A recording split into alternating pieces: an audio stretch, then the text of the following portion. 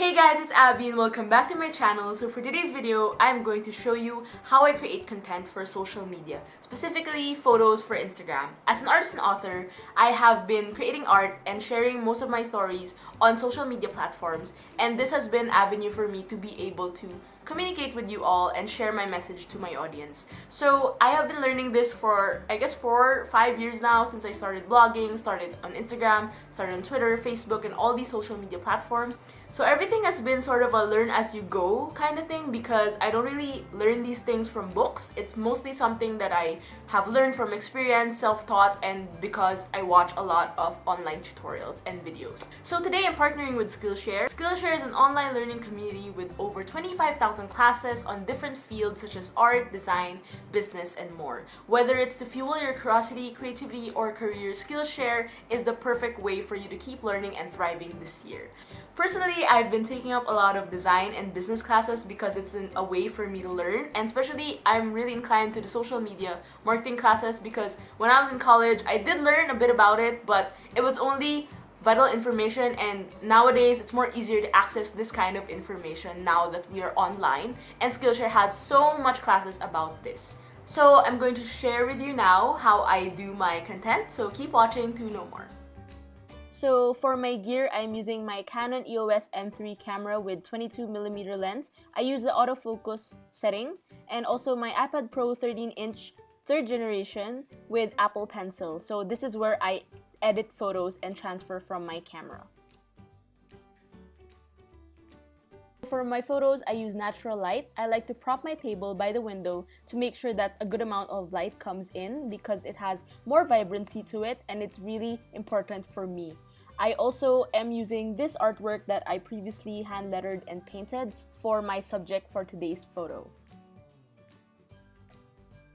Next, I pick up some props and tools that are sort of the same color scheme as what I'm currently using. I try to minimize this because I make sure that 70% of the artwork is featured in the photo and not specifically the materials. But here's some of the stuff that I picked out: some stamps, a bit of watercolor paints, and a few brushes. I try to make sure that they are acting as like accents to the whole spread, just so the photo looks pretty decent and not just plain. So now I'm choosing some surfaces to use. I prefer using light colored surfaces because it's easier to make my artworks look brighter, and most of all, make it shine through the whole thing. I also use sometimes white, but I'm using a wooden board right now because it's easier for the whiteness of the paper to pop out when I take the photo.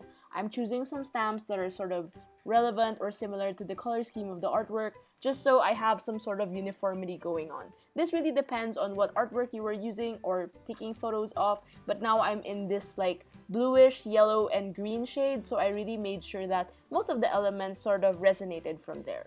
I also like to open the paint to make an illusion that has been used or I'm currently working on it. So this is ideally my basic setup. So there's the artwork, some props, and then it depends whether I put it on the center, side, or it's rotated, or whichever I feel is most relevant. But yeah, this is the first study, and this is usually what goes into my Instagram account because it's very clean and straightforward, but I will also show you some variations later on.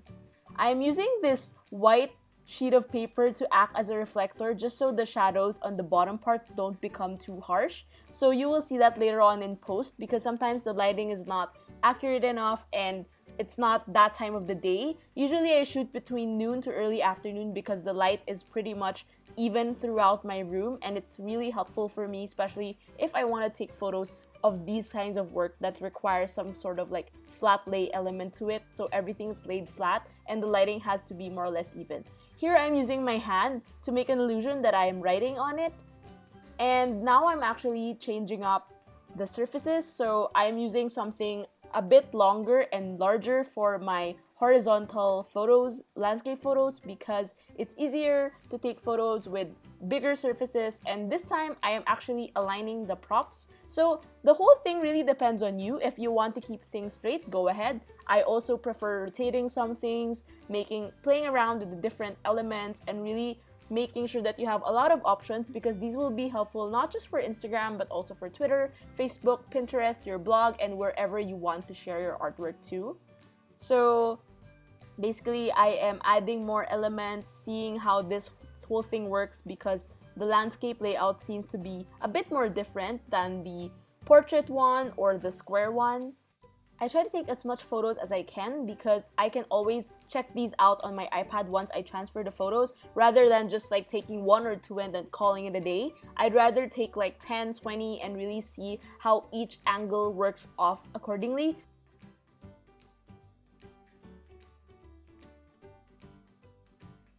So now it's time to choose the photos and edit them using my iPad. So I am using Canon's Camera Connect to transfer all the photos that I want based on the shots that I produced earlier.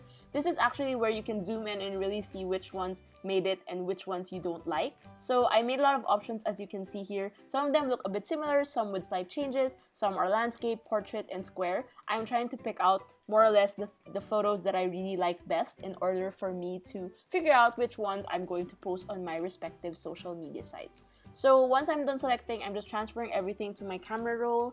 This actually takes quite a while, but it's actually pretty worth it because the transferring quality is really high, which means you get a good quality photo. Now I'm heading on to Lightroom. I'm using Adobe Photoshop Lightroom CC to edit my photos. So I'm simply importing them.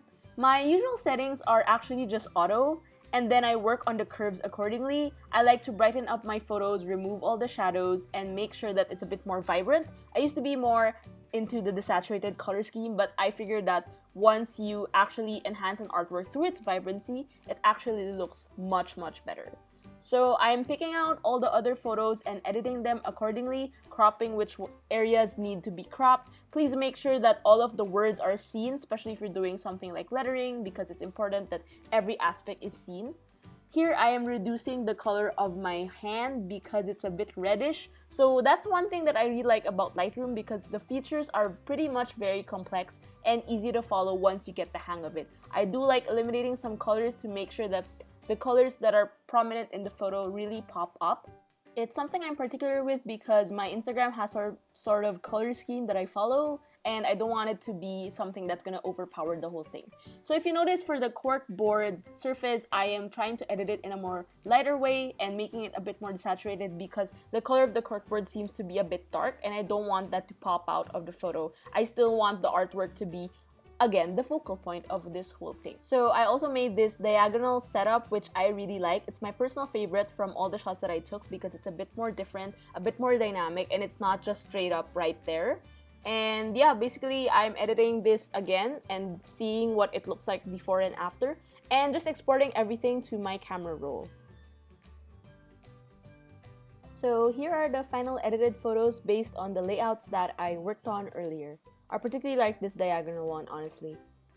Here are the photos from the light colored surface. They also turned out pretty well, so I guess both layouts actually worked out for this type of artwork.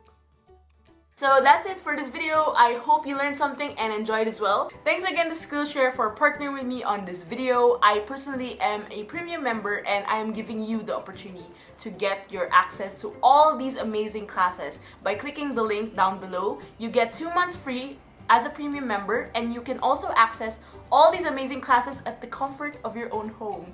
That's perfect for introverts like me. And it's also a great way to learn from anywhere and basically brush up on all these amazing skills that you have yet to try. And the platform really provides a lot of information and classes and tutorials that are really fundamental for more ways for you to learn. I mean, learning is such a really cool way to keep investing in your mind and really feeding your brain, so there's really nothing to lose. So again, thanks for watching this video. Don't forget to subscribe to my channel and click on the bell for notifications, and like this video if you enjoyed it, and I will see you guys on the next one. Bye!